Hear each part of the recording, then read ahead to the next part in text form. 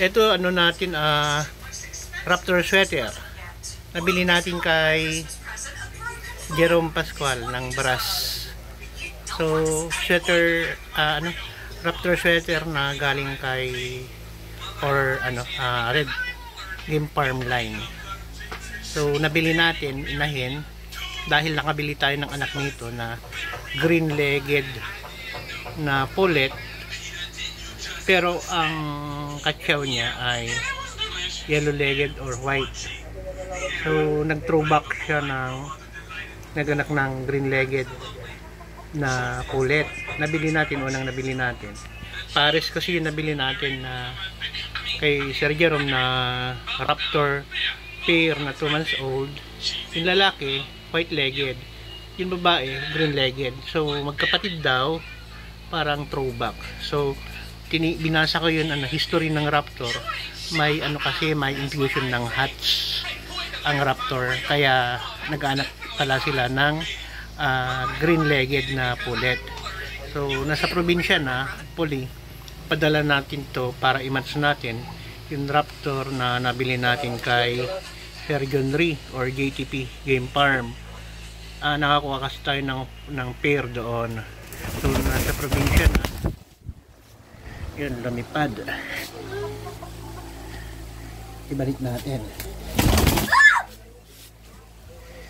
So, eto siya. Maganda naman yung size. Nagmo-mold nga lang. So, hintayin natin mag-mold tapos saka natin ipapares kapag naiuwi na sa probinsya. So, maganda naman yung size. Ang habol natin dito kasi nag-anak ng throwback. Kaya binili natin.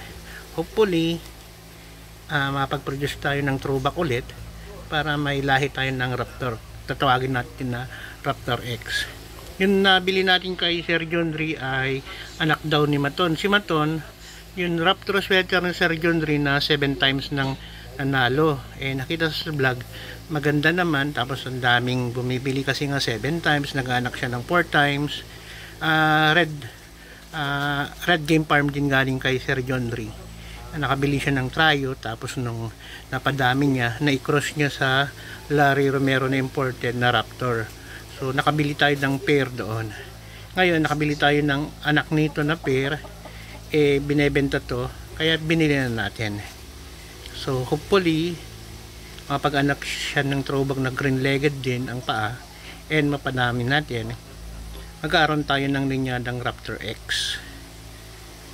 So, kung may iwiwit to sa probinsya at mapadami natin, yun magiging anak nito, saka anak ng galing kay Sir John Ree, i-line breeding natin para makapag-produce tayo ng Raptor na line breeding pang breed, or titignan natin, ilalaban natin yung mga anak kung winning line, tapos magbubuo tayo ng 2 pamilya ng Raptor hanggang 4.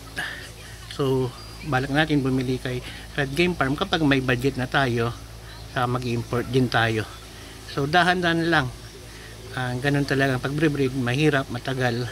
Pero kung na-hit mo, mag-click-click, yun, pwede tayong kumita doon. So, ang pag-breed natin ay hindi purely na panlaban, na pang-negosyo lang tayo. Breeding lang tayo. Hindi kasi tayo after ng sa sugal mahili lang tayo mag-alaga. So, magandang libangan lang. The same time, kung sakaling mag-click, kikita na rin. So, hanggang dun lang po.